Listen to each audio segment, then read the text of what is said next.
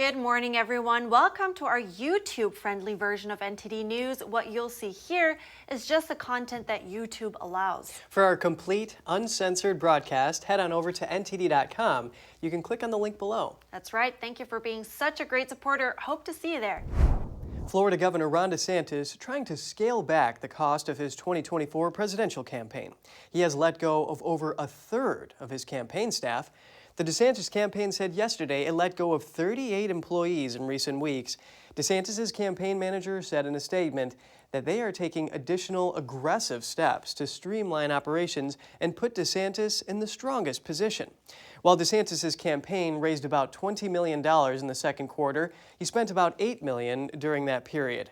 Most of the money came from donors who contributed the maximum legal amount to his campaign and cannot contribute any further this election. DeSantis is in second place in the Republican primary, but remains far behind former President Trump.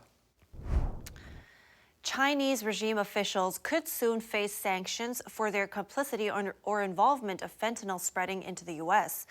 A bill passed in the House yesterday looks to attack the production of the illicit drug at its source and at every step of the supply chain. NTD's Jeremy Sandberg reports. The House of Representatives passed the Stop Chinese Fentanyl Act of 2023 on Tuesday.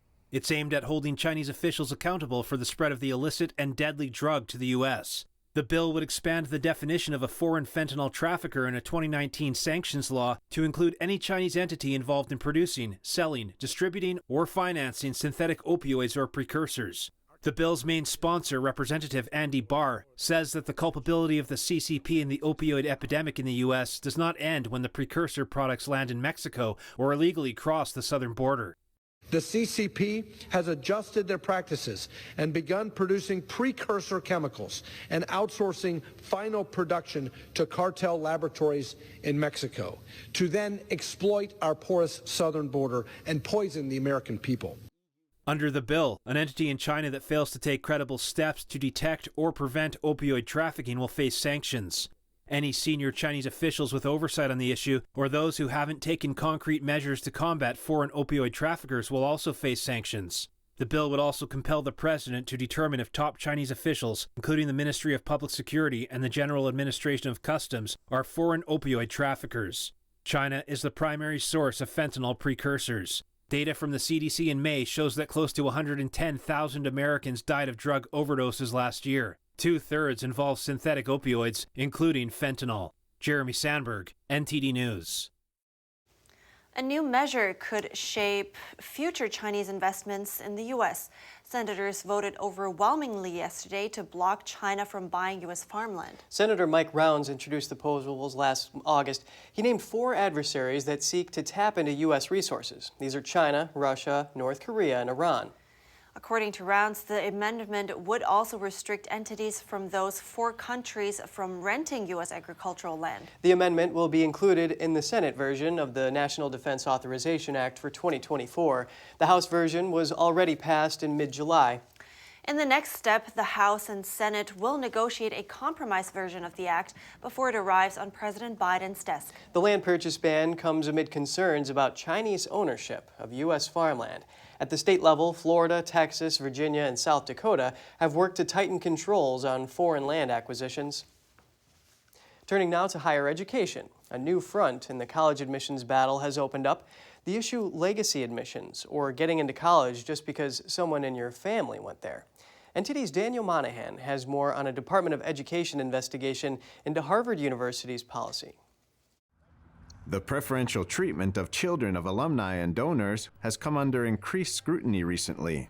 This, since the Supreme Court struck down the use of affirmative action as a means to increase the number of Black and Latino students. The Department of Education's Office for Civil Rights will seek to determine whether Harvard's use of donor and legacy preferences in admissions discriminates on the basis of race. The investigation comes in the wake of a study published by Harvard economists on Monday. It found that Ivy League universities give significant admissions advantages to wealthy applicants over less affluent students who have similar qualifications. On the topic of university practices, Representatives Virginia Foxx and Mike Gallagher sent a letter to UC Berkeley. They are concerned over the university's ties to the Chinese Communist Party. Representative Fox says the CCP is doing everything it can to infiltrate academic institutions in the United States, and that there's cooperation going on between Berkeley and a university in China. And we want some answers. Berkeley is not reporting the millions of dollars that it's getting from China for this institute, and we're demanding answers on what's going on. We're very concerned that there could be infiltration from the Chinese Communist Party getting technology and secrets from us that they can then in turn use against the United States. Fox says such research collaborations may look innocent, but what kind of information the CCP is gathering or how they might use it is unknown. They have hired Berkeley faculty to work on these projects, as well as having Chinese work on the projects. And we just want to know. It's important that there be transparency. Fox says Section 117 of the Higher Education Act compels universities to report to Congress any money that's coming in that's $250,000 or more. But the representative says the Biden administration is not forcing the universities to make such reports. Daniel Monahan, NTD News. After the break, a federal judge has blocked a Biden policy that restricts asylum for illegal border crossers. We speak to an expert to get their take on it, so stay with us.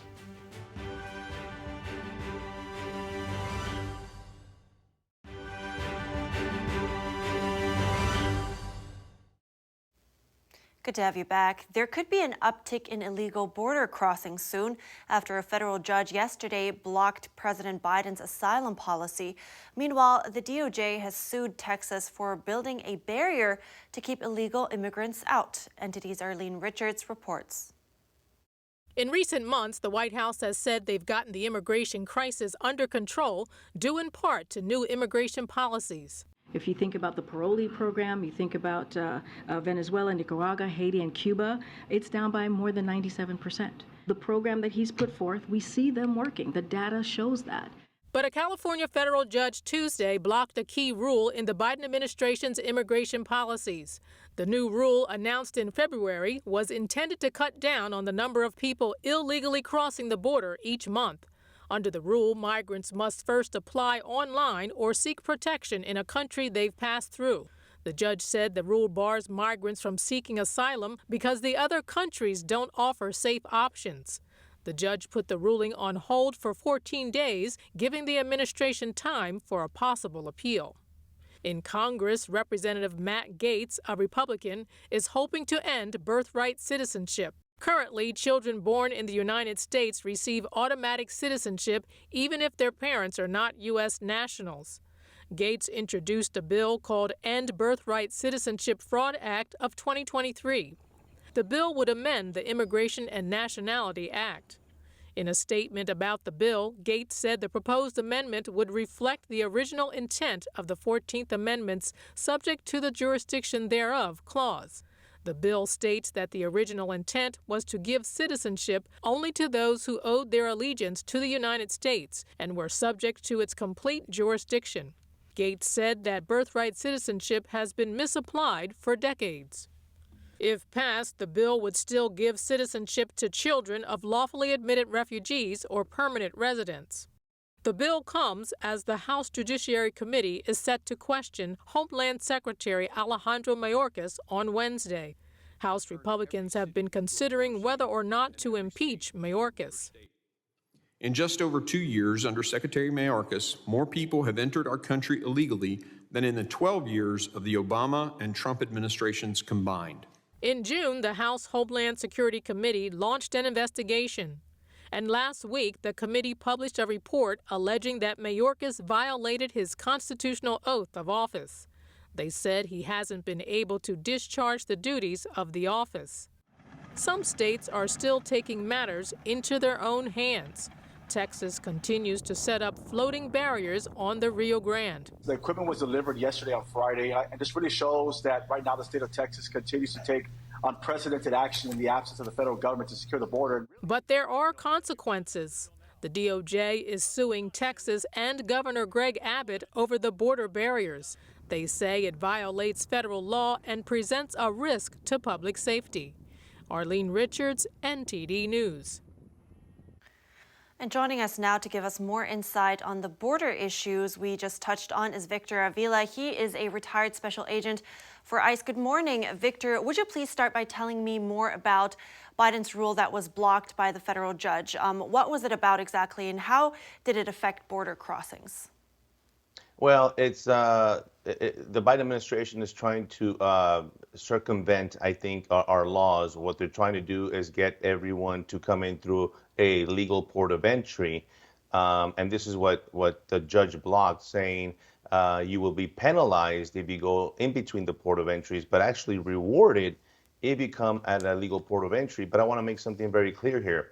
There's two different fights going on here. One in the courts, in the legal system, and one, the reality that is happening at the border. I just returned from the border this weekend, and it's a whole different story at the border. People are coming in between the ports of entry, through the ports of entry, every which way imaginable, being smuggled, trafficked.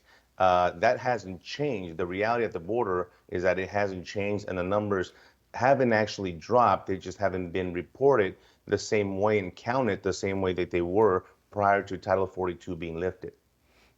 Now, so that ruling will take effect in 14 days, but how likely is it that the Biden administration, with an appeal, that this appeal would go through? What do you think will happen?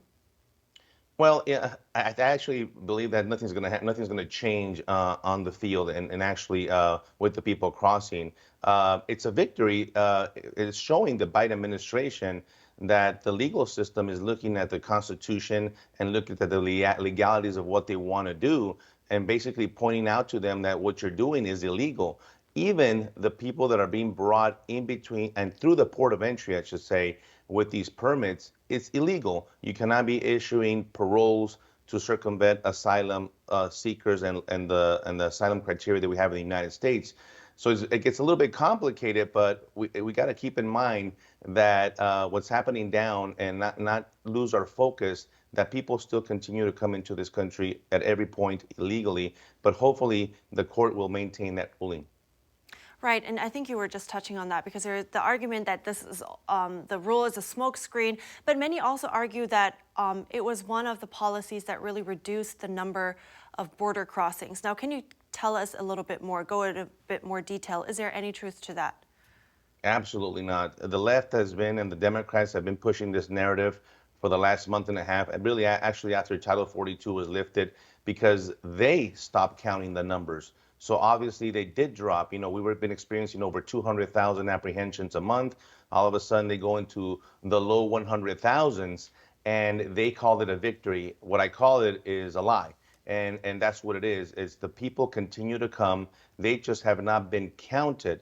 They are counting them as a legal entry in the port of entry, some of them using the CBP-1 app, most of them being processed by NGOs on the Mexican side. That does not actually reduce the numbers that are actually coming into the United States. Very interesting points you're making here. And since we have you right now, what is your stance on the buoy situation in Texas that we just heard about? Well, this is very interesting. I want people to focus on the big picture here. And you have our U.S. government and Department of Justice suing the state of Texas and Governor Abbott. And it makes you want to question and pay attention here is what side is our administration on? Are they on the sides of securing the border and defending our state and defending our country, or are they on the side of the cartels? Because that's all the indications that they're doing is they're fighting us in the state of Texas for trying to do something to reduce the entry of illegal aliens coming into the country. But instead of fighting the cartels and instead of holding Mexico accountable, they're suing us and fighting us for trying to do something about something and the failures and their dereliction of duty that when it comes to border security. Now, part of the argument is, the effectiveness of those buoys, and then, of course, in juxtaposition of the safety risk for the people. How do you weigh those things? Well, I'm going to tell you the truth about the buoys. They're not going to be as effective as people think. The illegals are coming around. The cartels have immediately figured out where to change the direction of the illegals coming in. And another thing is that, I just talked to Border Patrol agents and DPS troopers down in the Big Bend area, where mostly the desert area. However, what they're telling me is that the illegals are seeking and looking for green uniforms, meaning Border Patrol agents, because they know that they're going to be allowed in, and avoiding the tan uniforms, which are the DPS troopers, because they know that they might be repelled if they encounter them. So this is the real issues that are happening on the ground. A lot of deaths in the desert right now, dead bodies, drownings, and yes, a lot of people caught in the buoys or the razor wire, which I say, remain in your country. You would not be placed in these kind of dangers, not only just at the river, but the challenges that the rapes and everything else that they encounter coming through several countries and Mexico, and they're being exploited. Let's stop the magnet and the invitation from this administration to secure lives and keep them from being victims of crimes themselves. Well, yeah, horrible things happening down there. Thank you so much, Victor Avila, for telling us more about this issue. Thank you for having me. Coming up, another incident between a Russian fighter jet and an American drone flying over Syria. And TikTok is jumping into the new social media battle. The video sharing app just introduced a feature taking aim at Elon Musk's new X brand.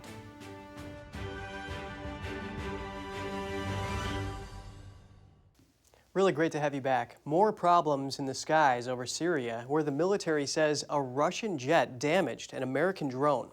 The Pentagon says a Russian fighter jet flew close to a U.S. drone over Syria and fired flares at it, striking the aircraft and damaging it. An Air Force commander says Sunday's incident was an attempt by the Russians to knock the drone from the sky.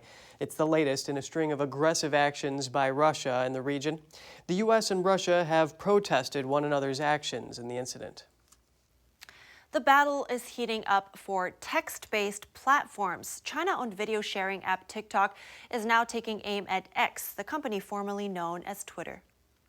TikTok announced this week that it will allow users to create text-only posts similar to posts on X. The new feature has a word limit of 1,000 characters, similar to Instagram stories. Posts can also contain hashtags and allow people to tag other users. With the new launch, TikTok becomes the second major social media firm to challenge the company formerly known as Twitter. Earlier this month, Meta Platform CEO Mark Zuckerberg launched Threads, also a text-only application. Beyond that, TikTok's product expansion doesn't appear to stop there. According to a Wall Street Journal report, the video-sharing app also plans to launch an e-commerce site to sell Chinese-made goods in the U.S. TikTok's moves come as the company faces heightened scrutiny by American officials and a potential ban in the U.S. That's over concerns that its data collection poses a risk to national security. And now, some short headlines from around the world. A Belgian court convicted 6 men of murder yesterday after the country's largest ever trial over the terrorist bombings in Brussels 7 years ago.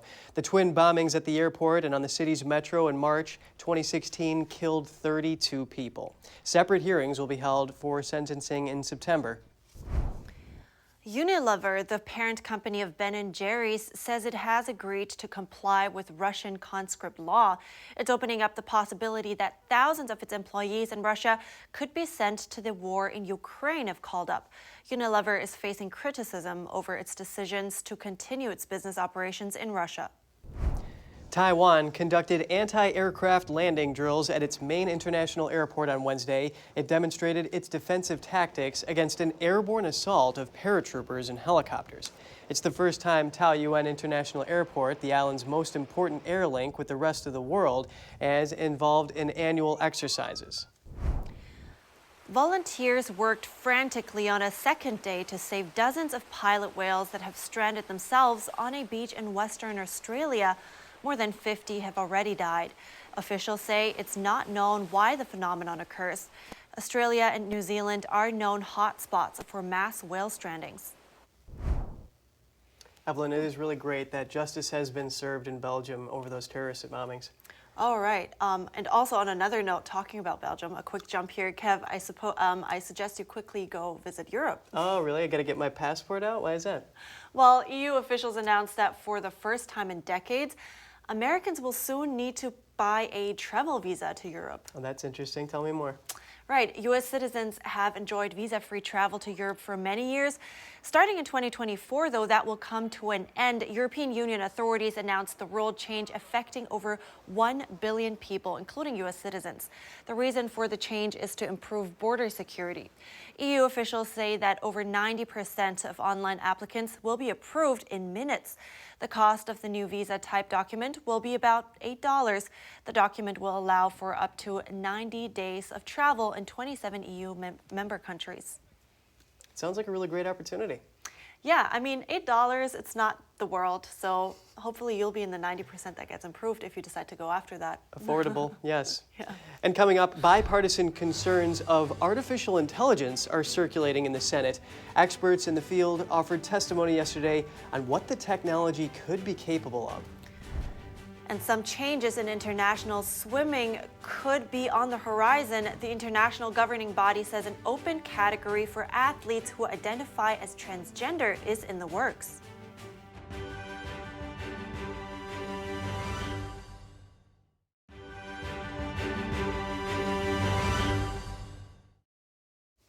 Welcome back. Both Democratic and Republican senators are expressing alarm over artificial intelligence. At a Senate hearing yesterday, experts in the field offered testimony on what the technology could be capable of. Here are the details.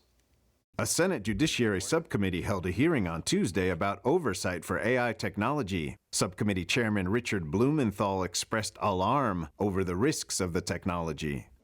We're here now because AI is already having a significant impact on our economy, safety, and democracy. The dangers are not just extinction, but loss of jobs, one of potentially the worst nightmares that we have. Dario Amodei is the CEO of AI company Anthropic. He said certain steps in bioweapons production involve knowledge that can't be found on Google or in textbooks and require a high level of expertise. For a straightforward extrapolation of today's systems to those we expect to see in 2 to 3 years suggests a substantial risk that AI systems will be able to fill in all the missing pieces, enabling many more actors to carry out large-scale biological attacks. We believe this represents a grave threat to U.S. national security. Computer science professor Stuart Russell of UC Berkeley has a different concern. We can present to the system a great deal of information about an individual, everything they've ever written or published on Twitter or Facebook, their social media presence, their floor speeches, and train the system and ask it to generate a disinformation campaign, particularly for that person. And then we can do that for 1 million people before lunch. Lawmakers from both parties expressed concerns over the technology. Senator Josh Hawley is ranking member of the subcommittee. As AI develops, we've got to make sure that we have safeguards in place that will ensure this new technology is actually good for the American people. I'm confident it'll be good for the companies. The hearing took place days after AI companies including OpenAI, Alphabet, and Meta Platforms made voluntary commitments to the White House. They agreed to implement measures such as watermarking AI-generated content to help make the technology safer. Swimmers could soon see an open category in international swimming for athletes who identify as transgender.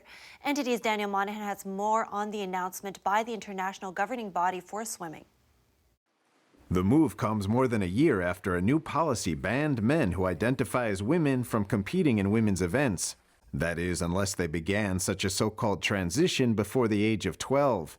President Hussein al-Musallam made the announcement of the new category while speaking at the World Aquatics Congress in Japan. Al-Musallam stated that it was very important that we protected fair competition for our female athletes, but you have heard me say many times that there should be no discrimination. Nobody should be excluded from our competitions. No additional details were offered by al-Musallam on when the open category might be introduced into competition. The announcement by World Aquatics follows a decision by the international cycling body UCI from earlier this month. That stated that male cyclists who identify as women will be banned from competing in all international women's events if their so-called transition occurred after puberty. Daniel Monahan, NTD News. From sports to COVID, a 7-year-old boy, through his legal representative, is suing a California school district. The lawsuit says the boy's rights were violated when he was disciplined for not complying with masking and testing requirements during the pandemic. The boy is now 8, and the case is still ongoing. 8-year-old HN appears to be a typical young boy who enjoys board games, Nerf guns, baseball, and toy vehicles. The summer camp would be beach baseball, my after-school camp. But the Scotts Valley resident is very mature for his age. It all started in September 2021 when he was 7. At times, he refused to wear a mask in school and did not consent to getting tested for COVID-19 weekly. And for some reason, I had to take the COVID test twice, but I did not, because I did not want to. I have right to speak my mind. So, I did not do it, and then they put me in the office, and they kept me in there, and for a week, yeah. His dad then hired a lawyer and filed a lawsuit on his behalf against the school district with the California Superior Court, Santa Cruz County. They are suing for negligence, false imprisonment, violating his civil rights, and other charges. I couldn't breathe. I had to chew holes in my mask. Before I figured out chewing holes, hey, can I go get some water? And then I went outside to pull down my mask and actually breathe again. The complaint mentions 9 separate incidents in which HN refused to wear a mask. I was just feeling disappointed that, they had to keep sending me back to the office, putting me in storage rooms. I wasn't with my classmates. But the school district's defense attorney, Mark Davis, wrote in a letter to the Epoch Times saying that HN's refusal to be vaccinated, tested, and to wear a mask created a difficult situation. Davis added, quote, "The safety guidelines could have been ignored, but that likely would have increased the overall risk to students and staff and would not have been reasonable under the circumstances. But now the case continues to make its way through the court system. It may head to a trial unless a settlement takes place." More coverage coming up. Tax havens may cost countries trillions over the next decade. We hear from an expert about possible solutions to the revenue loss in just a minute.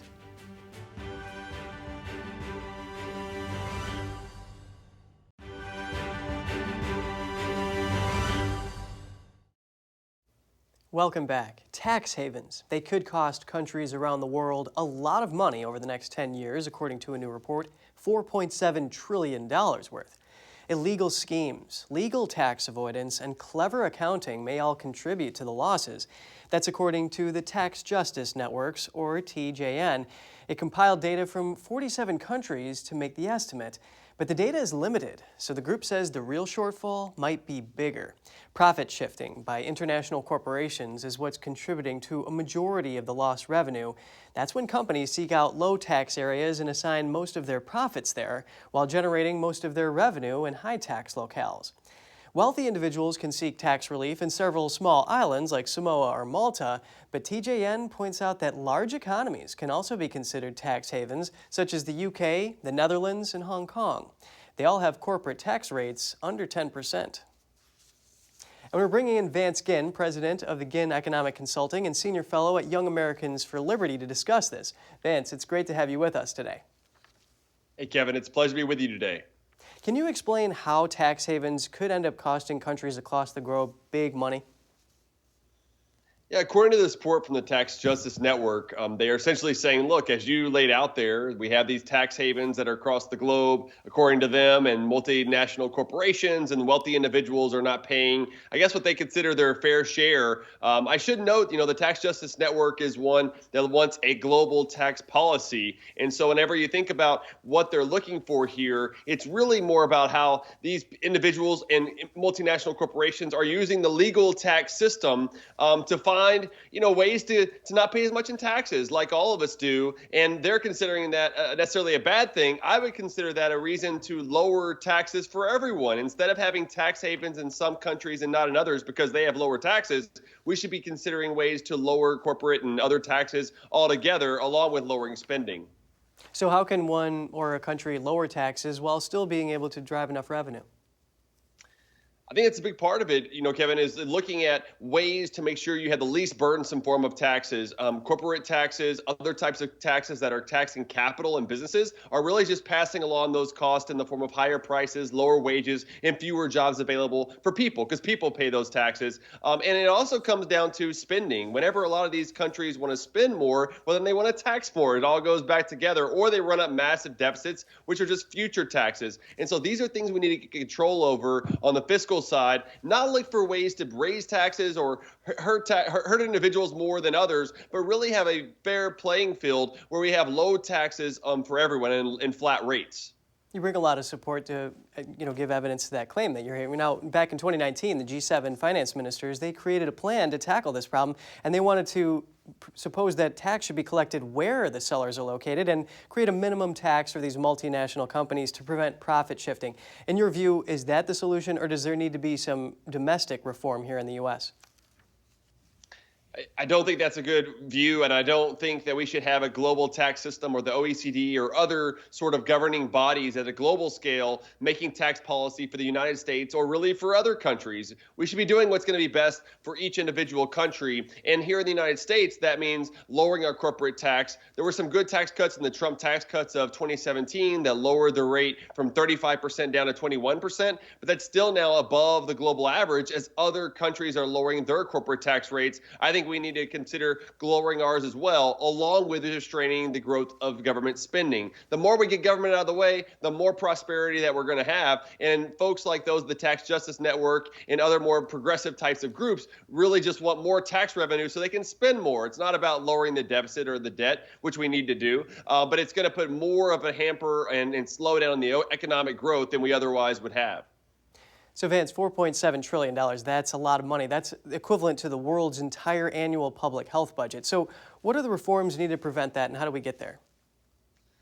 I would note that the $4.7 trillion is over a decade. So you're talking about $470 billion per year. And so that wouldn't be quite as much as the World Health Organization, but it would be a lot, right? And so there's a lot of things to think about here. But instead, I really think we got to focus on the spending. And I've been a big fan of spending limits that I think every country should have. And if we focus on government spending, which is the ultimate burden of government, then we won't need to tax as much in the process. And it should be about, fair taxation that's equitable and that allows for the least burdensome form of taxes altogether, not some global tax, not higher taxes altogether. And I think that comes more from consumption type taxes compared to income taxes and others. But if you're going to keep income taxes, you should have a flat tax rate, a flat tax burden overall, and make sure you have the lowest rate. And that will allow you to have more economic growth. And you know what? Growth brings about more tax revenue. So if you rein in spending and you have more tax revenue, you can balance more budgets across the globe. Well, thanks for helping us make sense of this really complex topic here. Vance Ginn, president of Ginn Economic Consulting, I appreciate it. Thank you so much, Kevin. Have a great day. Spotify, the popular music streaming app, is raising prices for the first time ever in the U.S. Why is this happening, and what can you do to save money? NTD's Faye Quarter explores some options. For the first time ever, Spotify is raising its prices in the U.S. across the board, with increases ranging from 6 to 20%. Most people have made the switch to streaming music services, and so they've established habits. So it's a little safer to raise prices because the habits have been formed. Robbie Kelman-Baxter is the author of The Forever Transaction and The Membership Economy. Her own family has a Spotify family account as well as YouTube Premium. She says it would be very hard for even them to cancel at this point. There are additional reasons for the price hikes. Licensing fees are going up. Artists are demanding more. So streaming services are raising prices as well. The services also want to improve themselves, which requires more money. And finally, they want to make more money in general. Spotify increased the price for the first time in 12 years since launching in 2011. And they increased the price by $1 per month, which is $12 per year. So I don't see that as a significant ask. Mike Warner is the author of Work Hard, Playlist Hard, as well as an artist with music on Spotify. He says users will get a 2-month grace period to decide whether to cancel. There are some ways to save money despite the price increases. If you like up-and-coming music, there are apps like SoundCloud and Bandcamp that are free. The other thing is, we have a family account that's 6 accounts for a single price. So if you're in a household with multiple people, considering bundling that together is another way to save costs. Spotify is just the latest streaming service to raise prices. YouTube Music, Amazon Music, and Apple Music have all hiked their main plans from $9.99 to $10.99 a month over the past year. Faye Quarter, NTD News. How you at? Well, I think it's easy bundle is a good idea, and I think it's easy to subscribe to a bunch of things and then just forget about it, right? So I think maybe the price hikes are just a good opportunity now to look at what you're actually using. Yeah, the bundle option's one thing, and it's the company's decision. If they feel like there's enough supply and demand there, they can raise the prices and still have a prosperous business model. That is also right, yeah. And so next, the Three Musketeers tell us what keeps them going with a fully packed schedule. Shenyun World Tours, a YouTube channel, and interference from the CCP after the break.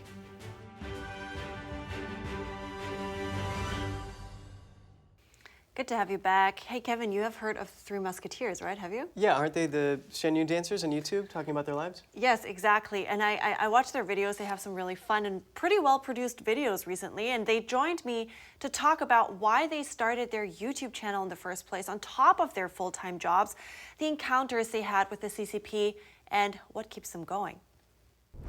Joining me now are Sam, Will, and Jisung, the stars of the Three Musketeers. It's great to have you guys. And your channel recently had its 2-year anniversary, so congratulations. I know that you're primarily also dancers with Shenyun Performing Arts, and I would imagine that's already a really tough full-time job. So I'm just wondering, why did you guys start a YouTube channel on top of that? How did that idea come about? Well, it's mostly because we have very unique lives that were like touring around the world for half a year at a time. So we wanted to share what that's like with our audience. Interesting. And now there are thousands of people watching by now. So you've grown by quite a bit. So what is it that you want people to take away from the videos that you make? We hope people to take our positive energy and hopefully entertaining.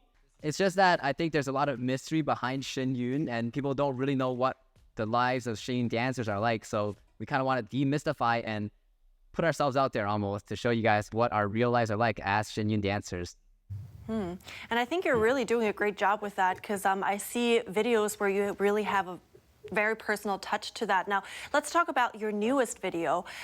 Will, I heard you especially telling your story and shedding some light on, other people's stories as well. So why was that topic important to you?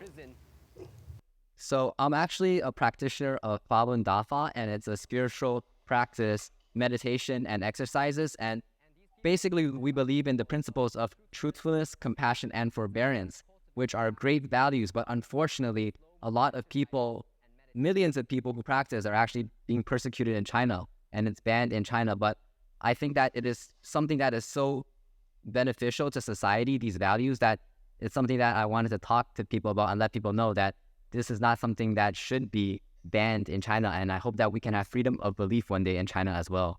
I think that's a great goal. Now, I hear a lot about, values right now, speaking to you guys, values and positivity. Why do you think it's important right now? Why do you think it's important to spread this at the moment? Well, I think even in terms of social media, there's a lot of content that is not very healthy, or it could be maybe for children or for anyone in general. It's more negative. And these values are something that I see as very, very positive.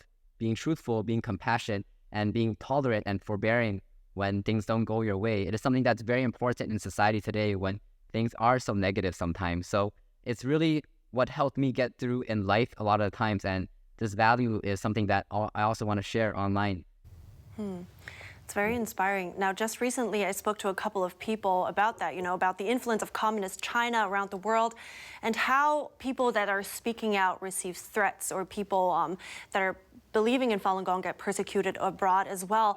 Can you tell me a bit about the encounters that you guys had? Yeah, actually, it's pretty intense. While we toured the Dominican Republic, the Chinese consulate actually reached out to the theater. They called them and they're like, "Hey, don't let this show perform, or we're gonna do something to your country or your theater or whatever." And we have had similar threats in Mexico, and it's kind of hard because we just want to show traditional Chinese culture, but the Chinese Communist Party is trying so hard to stop that. Yeah, so it's from what I understand, it's a reoccurring thing, right? Exactly. I think in multiple countries they've done that. Yeah. Now, so hearing this, your job comes with certain risks.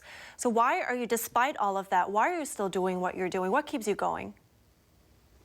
Well, I think what we're doing, we just want to share our values, share our beliefs. And in America, we have freedom of belief. But in some other parts of the world, we might not have it. For example, in China, I still think it is very restricted there. So I think it's something that's worth speaking up about, even though there are some risks. Like right now, if I were to go back to China, I could very much be put into prison because for speaking up about my beliefs. And it's happened where people just disappear in China as well. But even though there is that risk, I still think it's something that's worth talking about. I think that's great that you guys have your mission to spread this positivity and those values and provide all this wholesome content at the same time. So thank you so much, guys. I really appreciate your time today. Thank you so much, Evelyn. Thank you. Great interview, and I think it's really great how they're staying diligent and being able to bring forth their message through their art form despite those threats from the CCP. Yeah, exactly. I think that shows a lot of discipline here as well. I mean, it's really fun videos, and I have a good laugh watching them. But it's just also good to know that there is such a a very serious issue behind there as a driver. So where can we see them? Say that again? So where can we see them? Oh yeah, right. Of course, you can catch their videos on YouTube and on their own platform actually called Shenyun Creations. They're called the Three Musketeers, so if you just type that in. I'll have to check it out. Yeah, you should. All right, we're wrapping up here. That's all for today's program. We'd love to hear from you as usual. Write us at goodmorning@ntd.com if you have feedbacks or any ideas that you would like to share. That's it for today. Thanks for watching. I'm Evelyn Lee. And I'm Kevin Hogan.